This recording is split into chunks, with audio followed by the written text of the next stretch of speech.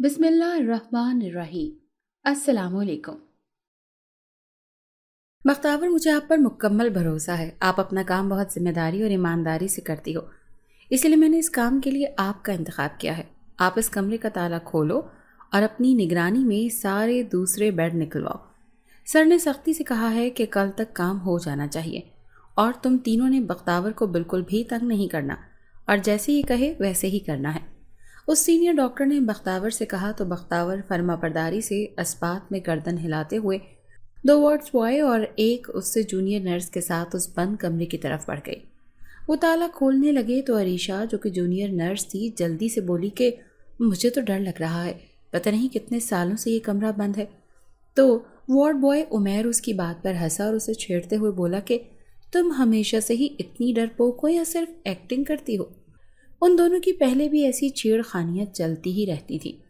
بختاور نے گھور کر دونوں کی طرف دیکھا تو دونوں چپ ہو گئے اور وارڈ بوائے کی طرف تالا کھولنے کا اشارہ کیا۔ وارڈ بوائے نے جیسے ہی تالا کھولا، ایک خوفناک منظر نے انہیں پیچھے ہٹنے پر مجبور کر دیا۔ عریشہ کے قدم تو وہیں جم گئے۔ عمیر نے اسے دیکھتے ہوئے اپنی ہنسی دبائی۔ بختاور کو بھی ایک خوف سا محسوس ہوا، لیکن اسے اپنی ذمہ داری پوری کرنی تھی۔ وہ آہستہ آہستہ قدم اٹھاتی آگے کو بڑھ گئی۔ وہ کمرہ نہ جانے کتنے عرصے سے بند تھا، اسی لیے وہاں ہر جگہ مکڑی کے جالوں اور گرد نے ہر چیز کو ڈھانپ رکھا تھا۔ مکڑی کے جالوں کی وجہ سے وہاں آگے کا منظر دکھائی نہیں دے رہا تھا۔ وہ ہاتھ مارتے ہوئے جالے ہٹانے لگی، لیکن وہاں پر بہت زیادہ اندھیرا ہونے کی وجہ سے کچھ بھی دکھائی دینا مشکل تھا، اور ان کے پاس کوئی روشنی بھی نہ تھی جس سے وہ روشنی کر کے سوئچ بورڈ کی تلاش کر لیتے۔ اس نے عمیر سے کہا کہ وہ باہر سے کوئی ٹارچ لے کر آئیں، تو عمیر ٹارچ لے آیا۔ انہوں نے سوئچ بورڈ تلاش کر کے لائٹ جلائی تو پورا کمرہ روشنیوں سے جگمگا گیا۔ کمرے کی کوئی حالت نہ تھی۔ بختاور کھانستے ہوئے اس پر غور کرنے لگی۔ وہاں کچھ بیڈ ترتیب سے پڑے ہوئے تھے جن پر سفید کور پڑے ہوئے تھے، جو کہ اب مٹی اور گرد کی وجہ سے بالکل مٹی رنگ کے ہو گئے تھے۔ سننے میں آیا تھا کہ وہ کمرہ پہلے مردہ خانہ ہوا کرتا تھا، لیکن اچانک کسی نامعلوم وجوہات کی وجہ سے اس کمرے کو ایسے ہی بند کر دیا تھا۔ لیکن کبھی بھی کسی کو اس کمرے سے متعلق تجسس نہ ہوا تھا، کیونکہ اس ہسپتال کے مالک نے اس کمرے کے متعلق سختی سے منع کیا تھا کہ کوئی بھی اسے کھولنے کی کوشش نہ کرے۔ لیکن مالک کے اچانک ایک ایکسیڈنٹ میں موت ہو گئی تھی، اور اب اس کے بیٹے نے اسپتال اپنی زیر نگرانی لے لیا تھا، اور اس نے آنے سے 1 ماہ بعد ہی اس کمرے کو کھولنے کا کہا۔ تو وہاں کی انتظامیہ نے بتایا کہ اس کے باپ نے سختی سے منع کیا ہے کہ وہ کمرہ کوئی نہیں کھولے گا۔ تو وہ بہت حیران ہوا اور کہا کہ جلد ہی وہ کمرہ کھلوایا جائے اور اسے استعمال میں لایا جائے۔ بختاور نے شام تک ساری صفائی کی، لیکن اسے کبھی کبھی محسوس ہوتا جیسے اس کے ساتھ ساتھ کوئی چل رہا ہے، لیکن ہر دفعہ وہ اپنا وہم سمجھ کر سر جھٹک جاتی اور کام میں مصروف ہو جاتی۔ سارا دن لگے رہنے سے وہ کمرہ اپنی اصل شکل میں آیا تو بختاور بالکل تھک چکی تھی۔ اس نے وقت دیکھا تو رات ہونے والی تھی۔ وہ جلدی سے اپنے وارڈ میں آئی تو وہاں ایک عورت جو کل صبح کی وہاں ایڈمٹ تھی، اس نے اسے کوستے ہوئے کہا کہ وہ صبح سے کہاں غائب تھی، اس کی دیکھ بھال کس نے کرنی تھی، حالانکہ وہاں دوسری نرسیں بھی موجود تھیں۔ بختاور کو اس عورت کے غصے پر حیرانی ہوئی کہ وہ اس پر اتنا غصہ کیوں کر رہی ہے۔ وہ بھی حیران ہی ہو رہی تھی کہ اس عورت کی چیخوں سے پورا ہسپتال گونج اٹھا۔ یوں لگ رہا تھا جیسے وہ وہاں واحد ہو جو درد سے بلبلا رہی ہو۔ وہاں روز ایسی ہی چیخیں سننے کو ملا کرتی تھی، لیکن اچانک لیٹے لیٹے اسے کیا ہو گیا تھا۔ سب ششدر رہ گئے تھے اور اس کی طرف دیکھنے لگے تھے، لیکن وہ عورت بہت عجیب قسم کا چیخ رہی تھی۔ اس کے ہاتھ پاؤں مڑ رہے تھے اور وہ درد سے چیخ رہی تھی۔ سب ڈاکٹر جلدی سے وہاں آ گئے اور اسے قابو کرنے کی کوشش کرنے لگے، لیکن سب اسے قابو کرنے میں ناکام ہو رہے تھے۔ بختاور اسے دیکھ کر خوف زدہ ہو کر پیچھے ہوئی، لیکن جیسے ہی وہ پیچھے ہوئی، نہ جانے کیسے اسے کسی نے آگے کو دھکیلا اور اس کا منہ بیڈ کے کارنر سے لگا۔ بختاور کے تو گویا رونگٹے ہی کھڑے ہو گئے، لیکن بیلنس رکھنے کی وجہ سے اس کا منہ زیادہ زور سے نہ لگا۔ اس نے پیچھے مڑ کر دیکھا تو وہاں کوئی موجود نہ تھا، کیونکہ وہ ایک اسپتال تھا۔ وہ اس عورت کو چیختے ہوئے دیکھ کر خوفزدہ ہو رہی تھی، لیکن اسے تو گھر جانا تھا، وہ زیادہ دیر وہاں نہیں رک سکتی تھی۔ وہ جلدی سے ٹائم دیکھتے ہوئے دروازے کی جانب بڑھ گئی اور گھر جانے کی تیاری کرنے لگی، لیکن گھر جانے کا سوچ کر ہی اسے اپنے سارے دکھ یاد آ گئے۔ لیکن دکھ صرف یہاں تک محدود نہیں تھے۔ گھر جا کر ایک پریشانیوں کا انبار ہوتا تھا جو اس سے چمٹتا تھا۔ ایک مسائل کی لسٹ ہونی تھی جو جاتے ہی تیار ہونی تھی۔ وہ اس عورت کو سوچتے سوچتے اسپتال کی راہداری میں پہنچی اور چوکیدار کو بتا کر باہر چلی گئی۔ آج کل اس کی ڈے ڈیوٹی تھی، اسی لیے وہ صبح کی آئی مغرب تک ڈیوٹی دے کر گھر جاتی تھی۔ آج بھی اسے نکلتے نکلتے مغرب ہو گئی تھی۔ وہ سڑک پر کھڑے ہو کر اب کسی رکشے کو دیکھنے لگی۔ وہ سڑک کے کنارے کھڑی انتظار کر رہی تھی کہ کوئی رکشہ آئے، لیکن ابھی تو دور دور تک کسی رکشے کا امکان نظر نہیں آ رہا تھا۔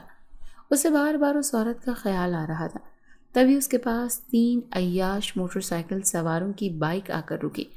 وہ اسپتال سے کافی فاصلے پر کھڑی تھی، اسی لیے ادھر لوگوں کا اکا دکا ہی آنا جانا تھا۔ وہ تینوں شکل سے ہی بدمعاش معلوم ہو رہے تھے۔ وہ ڈر کر 2 قدم پیچھے ہوئی تو وہ تینوں ایک دوسرے کی طرف دیکھ کر کہکہا لگا کر ہنس دیے تو بختاور کی سانس رکنے لگی۔ وہ اس کی جانب بڑھ رہے تھے اور وہ خوفزدہ سی ادھر سے ادھر بھاگنے کی کوشش کرنے لگی۔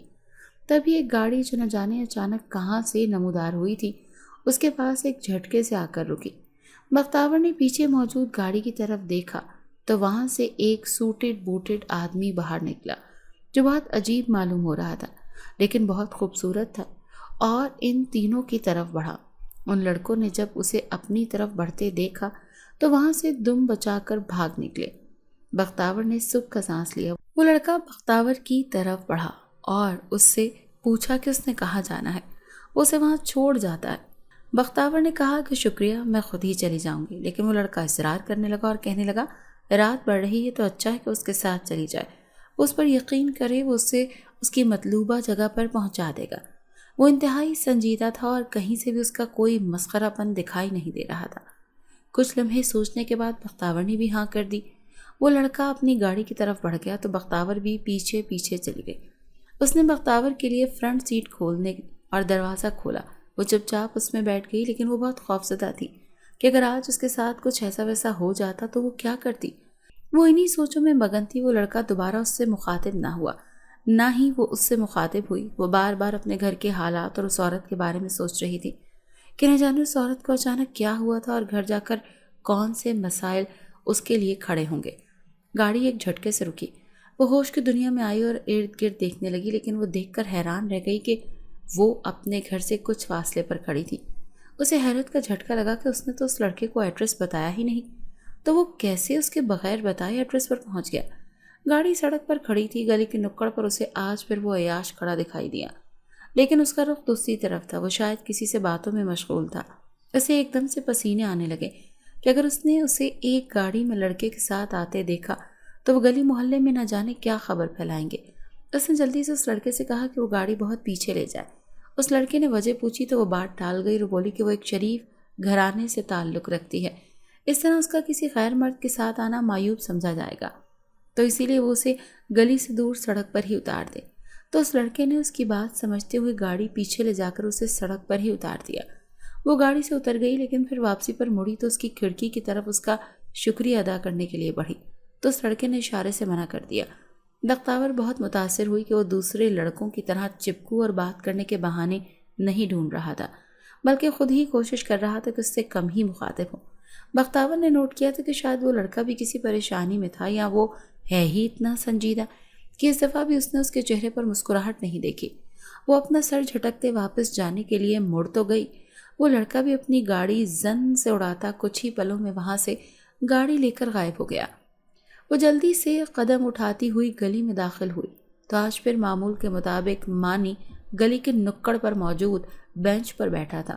وہ اس قدر لوفر تھا کہ کوئی بھی اس سے پنگا لینے یا روکنے کی ہمت نہیں کرتا تھا۔ بختاور کو غصہ تو بہت آیا، لیکن وہ اپنا غصہ ضبط کرتے ہوئے اپنے گھر کی جانب مڑ گئی۔ لیکن مانی آج پھر اس پر کوئی جملہ کسنا نہ بھولا۔ آج تو لگتا ہے تیور پہلے ہی بہت خراب ہیں، نہ جانے مریضوں نے کتنا دماغ کھایا ہوگا میری جان کا۔ اس کی بات پر بختاور کا دل کیا کہ اس کا سر ہی پھاڑ دے، لیکن وہ نظر انداز کر کے دروازے تک پہنچی۔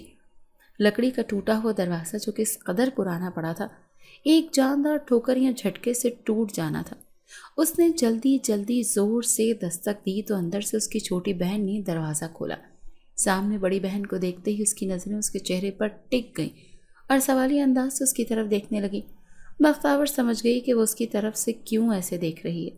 اس نے رات اسے کہا تھا نا کہ وہ آتے ہوئے اس کے لیے پینسل کلرز لے کر آئے۔ لیکن بختاور ان لڑکوں کی وجہ سے اس قدر پریشان تھی کہ اسے کچھ بھی یاد نہ رہا۔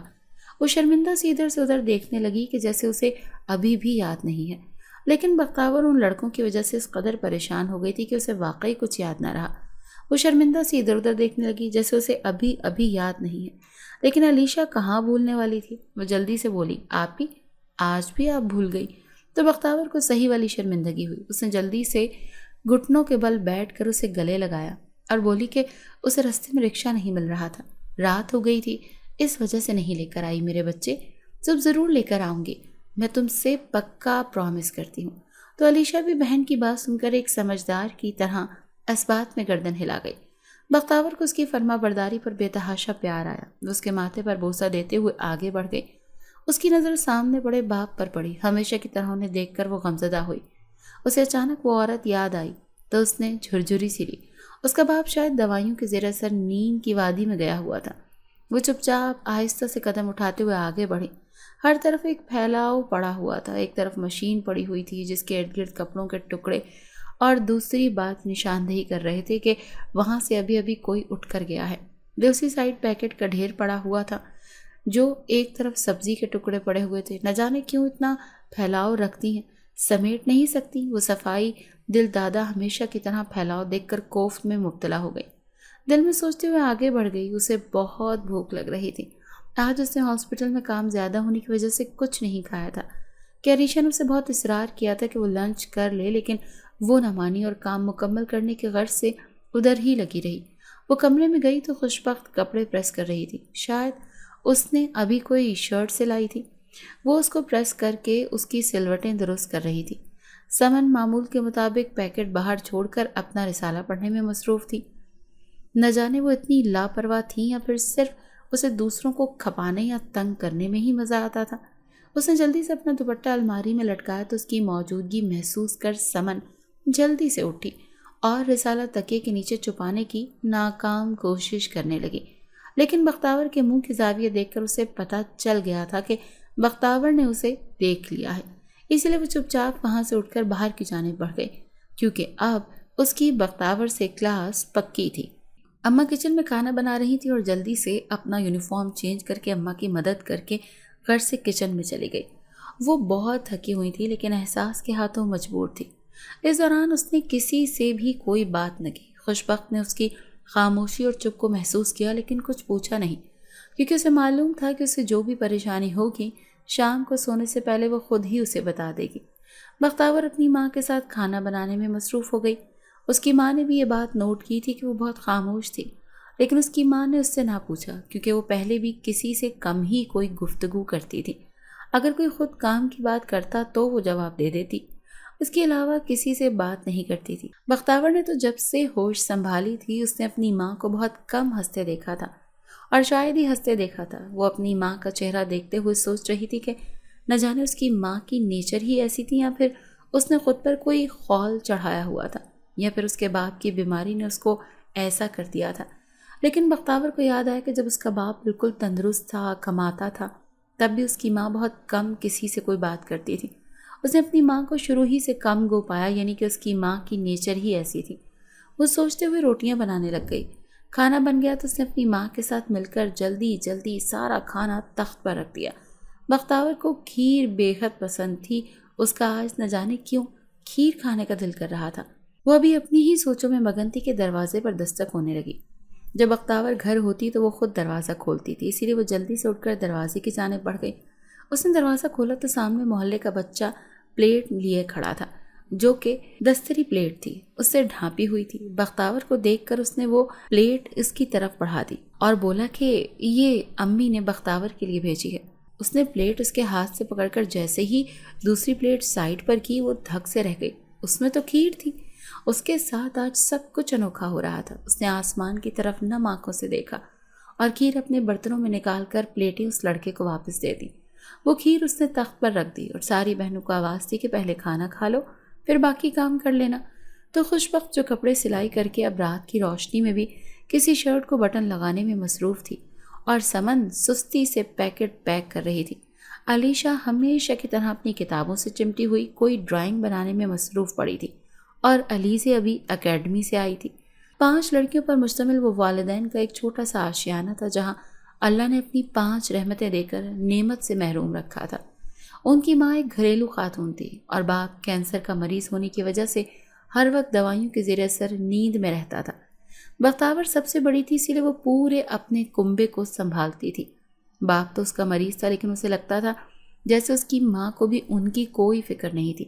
انہوں نے کبھی بھی بیٹیوں کی شادیوں کے متعلق بات نہیں کی تھی۔ یوں لگتا تھا جیسے ان کے سینے میں دل ہی نہیں تھا۔ یوں معلوم ہوتا تھا جیسے وہ کوئی روبوٹ ہوں۔ اور ان 24 سال کی عمر میں ہی بہنوں کی فکر ستانے لگی تھی۔ اسی لیے بختاور ہی ان کے لیے محنت کرتی اور دن رات یہی سوچتی کہ بہنوں کو کیسے بیاہے گی۔ اپنے ماں باپ کو دیکھ کر اس کا دل دکھ سے بھر جاتا تھا کہ کاش اس کا کوئی بھائی ہوتا تو وہ انہیں کوئی دکھ نہ ہونے دیتا، لیکن وہ اپنی بہنوں کے لیے ایک مضبوط سہارا تھی۔ وہ ان کے لیے بھائی، بہن، ماں سب کچھ تھی، جو ہر معاملے میں ان کو روکتی ٹوکتی اور ان کی ضروریات کو پورا کرتی تھی۔ سب اپنے کام چھوڑ کر کھانا کھانے لگے۔ اس کی ماں بھی تخت پر ایک جانب خاموشی سے بیٹھ گئی۔ ان سب کو عادت ہو گئی تھی، اسی لیے وہ ماں سے زیادہ بات نہیں کرتی تھی، نہ ہی اسے بولنے پر اکساتی تھی۔ بختاور نے پہلے ماں کو کھانا دیا اور پھر تمام بہنوں کو جلدی جلدی کھانا دینے لگی اور ساتھ خود بھی کھانے لگی۔ کسی نے بھی کھیر کو ہاتھ نہیں لگایا کیونکہ وہ جانتی تھی کہ بختاور کو کھیر بہت پسند ہے، اسی لیے وہ آئی بھی بختاور کے لیے ہی تھی، تو سب نے اسے اس کے لیے ہی چھوڑ دیا۔ کھانا کھاتے ہی وہ کمرے کی طرف بڑھ گئی کیونکہ سارے برتن اب خوشی نے سمیٹنے تھے، اسی لیے اسے کوئی فکر نہیں تھی۔ خوشبخت بختاور سے 1 سال چھوٹی تھی، اسی لیے ان کی آپس میں بہت بنتی تھی۔ سمن اور خوشبخت نے 10ویں پاس کر کے پڑھائی چھوڑ دی تھی۔ خوشبخت بہت محنتی لڑکی تھی جبکہ سمن لاپرواہ سی تھی۔ بختاور نے FA کیا جس کے بنا پر وہ اب ایک اسپتال میں بطور نرس کام کرتی تھی۔ علیزہ میٹرک کی اسٹوڈنٹ تھی اور علیشہ بھی 5ویں کلاس میں پڑھتی تھی۔ بختاور جو بھی کماتی وہ زیادہ تر اپنے باپ کی دوائیوں پر لگا دیتی۔ اس کے باپ کو اب بچنے کی کوئی امید نہیں تھی، وہ صرف سانسیں ہی گن رہا تھا، لیکن پھر بھی وہ ہر ممکن کوشش کرتی کہ اپنے باپ کا علاج کرا سکے۔ اس کے باپ کے دماغ میں کینسر تھا جس کے آپریشن کے لیے 40 لاکھ کی ضرورت تھی، اور 40 لاکھ تو خود کو بیچ کر بھی وہ نہیں دے سکتی تھی، اسی لیے وہ بس سوچتی رہتی تھی، عمل نہیں کر سکتی تھی۔ جیسے ہی وہ کمرے میں گئی، خوشبخت برتن سمیٹ کر اس کے پیچھے پیچھے چلتی گئی اور اس کے پاس بیٹھ گئی، لیکن اس سے کوئی بات نہیں کی۔ تھوڑی ہی دیر گزری کہ بختاور نے خود ہی خاموشی کو توڑا اور بولی، خوش، تمہیں پتہ ہے آج میرے ساتھ کیا ہوا؟ اور پھر ایک ہی لمحے میں اس سارے دن کی داستان اور وہ لڑکوں والا واقعہ اس کے گوش گزار کر دیا۔ معنی کی وجہ سے پہلے ہی پریشان رہتی تھی، اب اس نئی پریشانی سے خوشی بھی پریشان ہو گئی۔ نہ جانے کیا لڑکیاں گھر سے باہر بھی نہیں نکل سکتی؟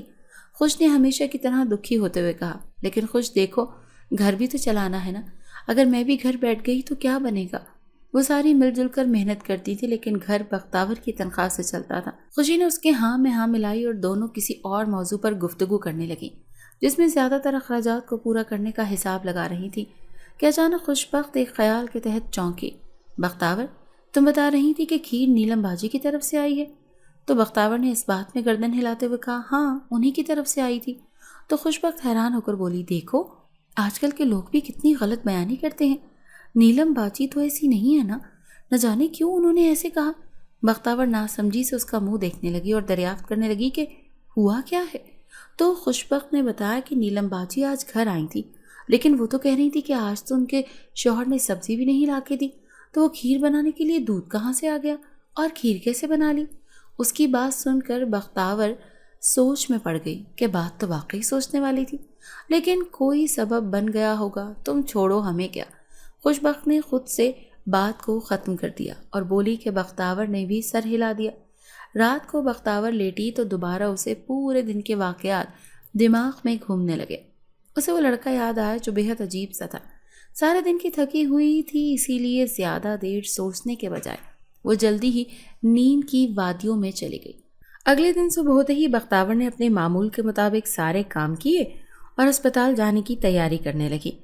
وہ جانتی تھی کہ گلی کے نکڑ پر وہ بدماش کھڑا ہوگا جس کا سامنا کرنے سے وہ کتراتی تھی، لیکن وہ اس کی طرف توجہ دینے کے بجائے تیز تیز قدم اٹھاتی بس اسٹاپ کی طرف بڑھ گئی۔ لیکن خلاف معمول آج مانی نے کوئی جملہ نہ کسا اور چپ چاپ نہ جانے کن سوچوں میں مگن رہا۔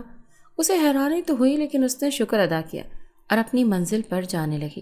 وہ بس اسٹاپ پر کھڑی اپنی مطلوبہ بس کا انتظار کر رہی تھی جب اسے اپنے عقب سے جانی پہچانی آواز سنائی دی۔ وہ ایک دم سے اچھل کر سائڈ پر ہوئی۔ کل تم گاڑی میں کس کے ساتھ آئی تھی؟ سوال کرنے والا مانی تھا، جو بہت سنجیدہ انداز میں اس کی طرف سوالیہ نظروں سے دیکھ رہا تھا۔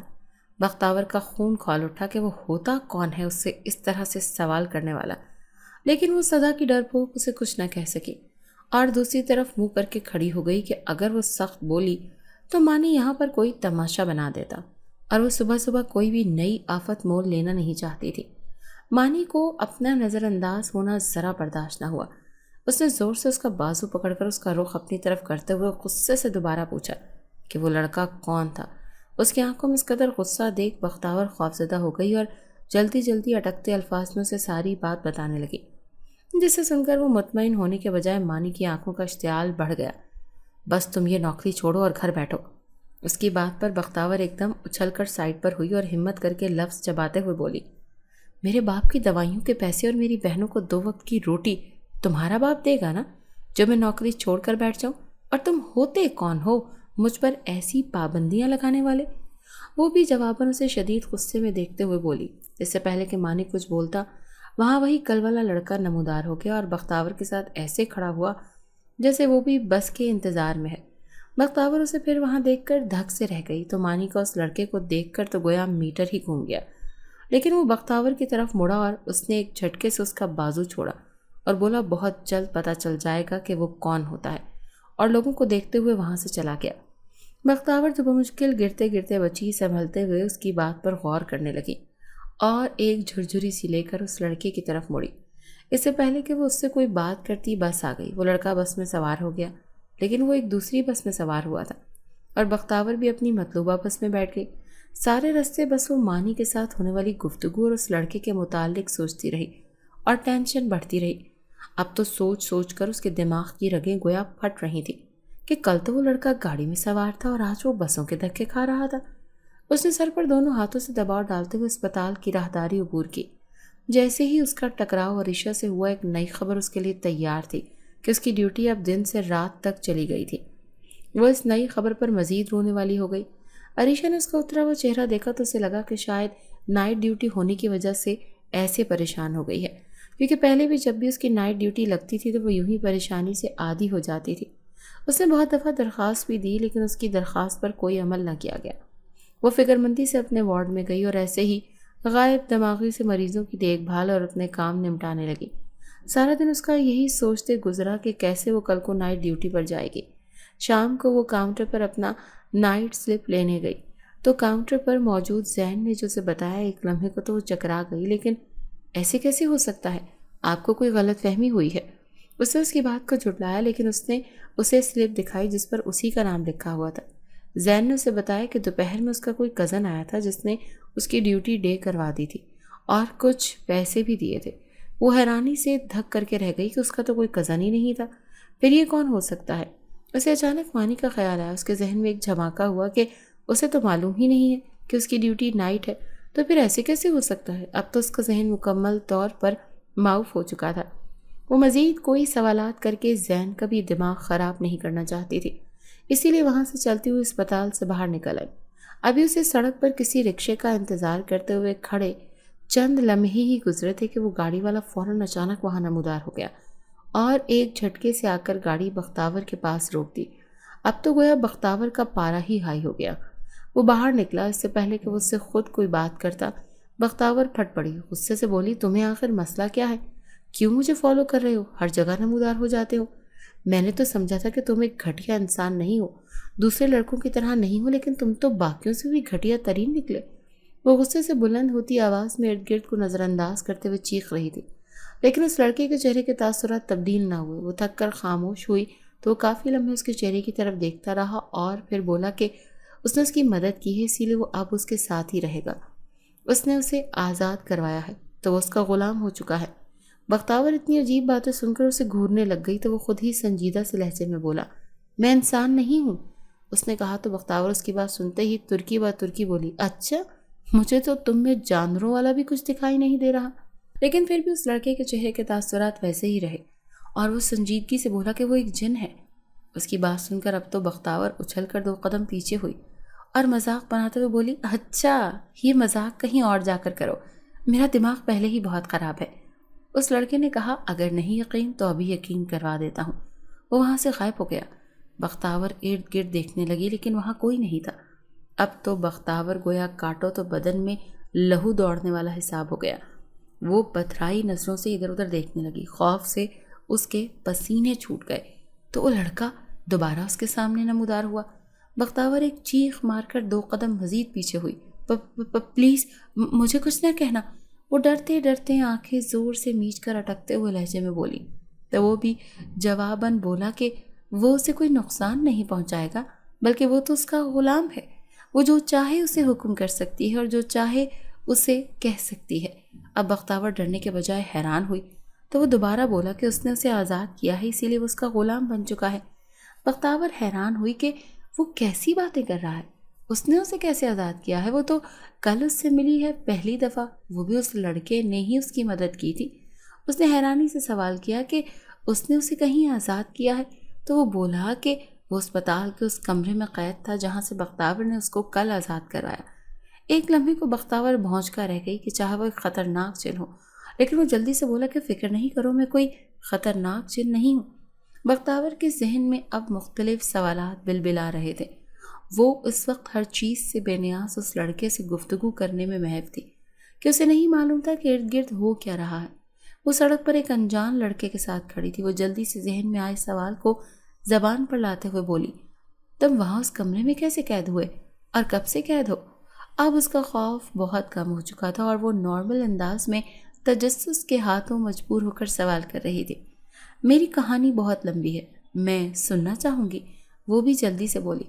तुम्हारे इस अस्पताल से मालिक से क्या ताल्लुक़ है? वो जल्दी जल्दी सब जानना चाहती थी। उस जिन ने मौके की मुनासिबत देखते हुए कहा कि रात बढ़ रही है, उसके घर वाले परेशान होंगे। वो उसके साथ ही है लेकिन किसी को नज़र नहीं आएगा, इसीलिए वो घर जाकर उसे अपनी कहानी सुना देगा। फिल वक्त वो यहाँ से चले तो बख्तावर को भी एहसास हुआ कि वो कितनी बड़ी बेवकूफ़ी से वहाँ खड़ी थी। उसने भी उसकी हाँ में हाँ मिलाई, लेकिन वो उसकी गाड़ी की तरफ जाते हुए हिचकिचाने लगी और बोली कि अगर तुम जिन हो तो तुम्हें सब पता होगा। तो उस जिन ने इस बात में गर्दन हिला दी, तो फिर तुम्हें ये भी पता होगा कि वो मानी मुझे कितना तंग करता है। तो फिर उस जिन ने इस बात में गर्दन हिला दी, तो सब तुमने मेरे उसके साथ होने वाली गुफ्तगू भी सुनी होगी। फिर उस जिन ने इस बात में गर्दन हिलाई तो वो उकताए हुए खौफज़दा लहजे में बोली कि फिर वो मेन बात पर यह है कि वो उसके साथ नहीं जा सकती, क्योंकि अगर उसने उसे फिर किसी अनजान लड़के के साथ देखा तो वो फिर कोई नया फसाद बर्पा कर देगा। तो उस जिन ने समझते हुए कहा कि वो उसे गायब तरीके से घर के दरवाजे तक पहुंचा देता है। चूँकि बख्तावर एक इंसान थी इसीलिए उसे खौफ महसूस हुआ कि न जाने वो उसे गायब करे और कहाँ ले जाए। लेकिन उस जिन ने उसकी सोच पढ़ते हुए बोला कि वो उससे सही सलामत उसके घर पहुंचा देगा।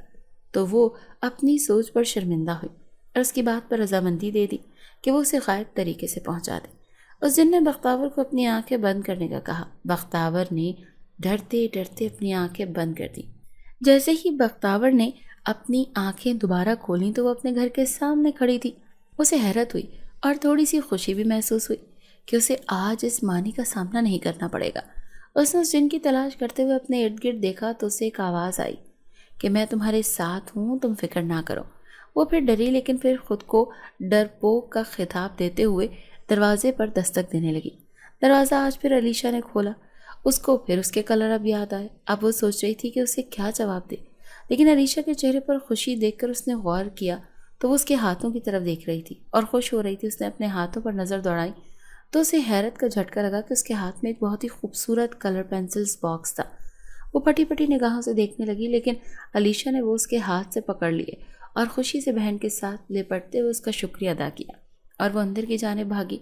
खिलाफ मामूल अपने बाप को जागते देखकर भी बख्तावर को हैरानी हुई। उसने आगे बढ़कर बाप से प्यार लिया और उसके हाथों पर बोसा दिया।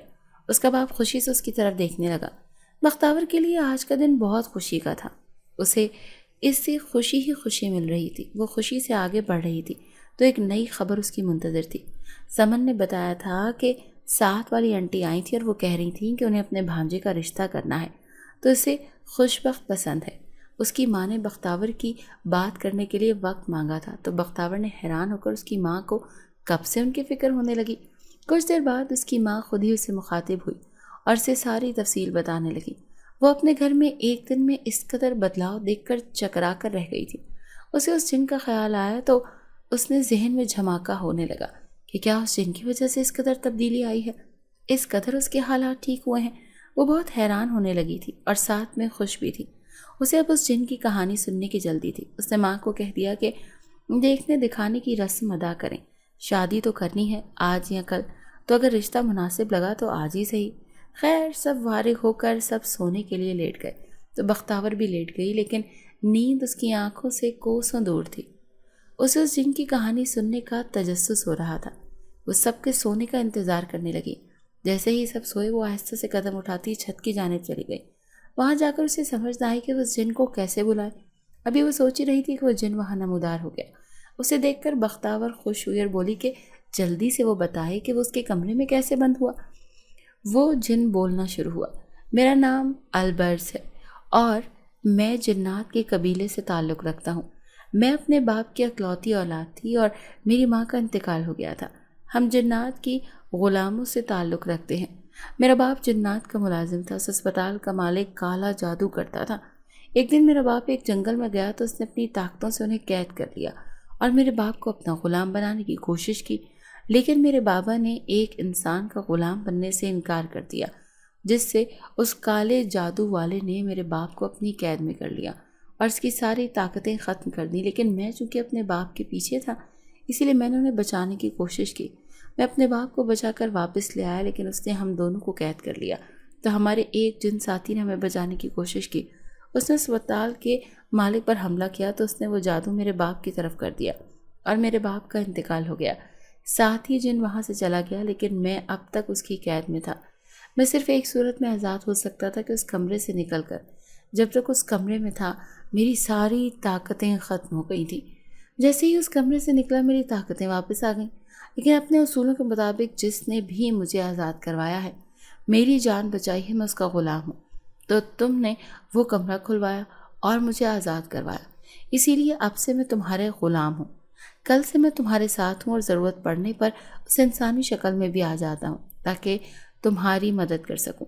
اب تم جو دل میں چاہے مجھے حکم کر سکتی ہو، میں اس کی تعمیل کروں گا۔ وہ سنجیدہ سے لہجے میں بول رہا تھا تو بختاور کو اپنے سارے مسئلے حل ہوتے ہوئے دکھائی دیے۔ اب اس کے حالات دن بدن بہتر ہونے لگے، لیکن اس کا باپ زیادہ دیر ساتھ نہ رہ سکا اور وہ خالق حقیقی سے جا ملا۔ سب لڑکیوں کے لیے یہ ایک قیامت تھی، حالانکہ انہیں معلوم تھا کہ ان کے باپ کے بچنے کی امید نہیں، لیکن پھر بھی ان کی موت پر سب ٹوٹ گئی تھی۔ بختاور نے پھر بھی بڑی بہن کو سب بہنوں کو حوصلہ دیا اور ان کو سنبھالا۔ اس کے باپ کی وفات پر اس نے اپنی ماں کو پہلی دفعہ روتے دیکھا، اور وہ بھی اس قدر کہ بختاور کو لگا کہ وہ اپنی ماں کی تکلیف برداشت نہیں کر پائے گی۔ لیکن دن گزرتے گئے، جانے والوں کے ساتھ نہیں جایا جاتا۔ اس طرح انہوں نے بھی وقت گزارا اور حالات اپنی روٹین پر آ گئے۔ البرز نے بختاور کو حوصلہ دیا اور سارے حالات سنبھالے۔ اس نے خوش بخت کی شادی کر دی۔ سب نے اعتراض کیا کہ وہ بڑی ہے، لیکن پہلے وہ بس کی شادی کرنا چاہتی تھی، پھر خود کے بارے میں سوچنا چاہتی تھی۔ خوش بخت کو اس نے البرز کی مدد سے ہر سامان دیا تھا۔ سب حیران ہوتے، لیکن وہ سب کو یہی کہتی کہ اس نے آہستہ آہستہ کر کے سارے پیسے جوڑے تھے۔ اس نے اپنی بہنوں کی ہر خواہش پوری کی۔ سب اس کا اتنا بڑا ظرف دیکھ کر آپ دیدہ تھے۔ اب البرز ہمیشہ اس کے ساتھ رہتا تھا، جہاں اس کو ضرورت ہوتی اس کا بھرپور ساتھ دیتا تھا۔ اس کو اب اس کی عادت سی ہو گئی تھی، حالانکہ وہ جانتی تھی کہ وہ ہر وقت اس کے ساتھ رہتا ہے، اسے ہر چیز کا علم ہوتا ہے، لیکن پھر بھی وہ اپنی ہر بات اسے بتانا فرض سمجھتی تھی۔ وہ سب کچھ اسے بتاتی تھی۔ وہ بہت خوش رہنے لگی تھی۔ اس کی ماں بھی پہلے کی نسبت بہت بدل گئی تھی، اب وہ بھی سب سے صحیح باتیں کرتی۔ آہستہ آہستہ اس نے سمن اور علیزے کے رشتے تلاش کر کے ان کو بھی بیاہ دیا۔ مانی اب قتل کے کیس میں پھنسا اور اسے جیل ہو گئی، اسی لیے اب بختاور کو اس کی بھی کوئی فکر نہیں ہوتی تھی۔ وہ سکون سے اسپتال جاتی، لیکن اب اسے اسپتال کے مالک سے خوف آتا۔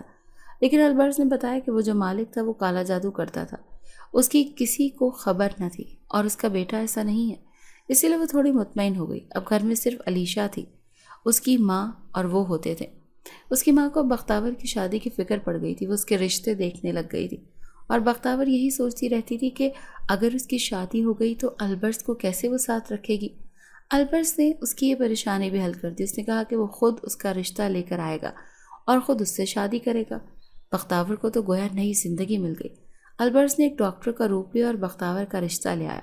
اس کی ماں کو رشتہ بہت پسند آیا اور دیکھتے ہی دیکھتے ان کی شادی ہو گئی۔ اب انہوں نے گھر بدل لیا تھا۔ بختاور علیشہ اور اپنی ماں کو بھی اپنے گھر لے گئی تھی، لیکن اس بات کا ابھی تک کسی کو علم نہ ہو سکا کہ البرز ایک انسان نہیں ہے۔ یہ حقیقت صرف ان دونوں کے درمیان رہی۔ البرز نے بھی کبھی اپنی جنات کی بستی میں جانے کی کوشش نہیں کی تھی، اور یوں وہ ہنسی خوشی اپنی زندگی گزارنے لگے۔ اگر آپ کو آج کی ہماری کہانی پسند آئی ہے تو اسے لائک کیجیے اور اپنے پیاروں کے ساتھ شیئر کیجیے۔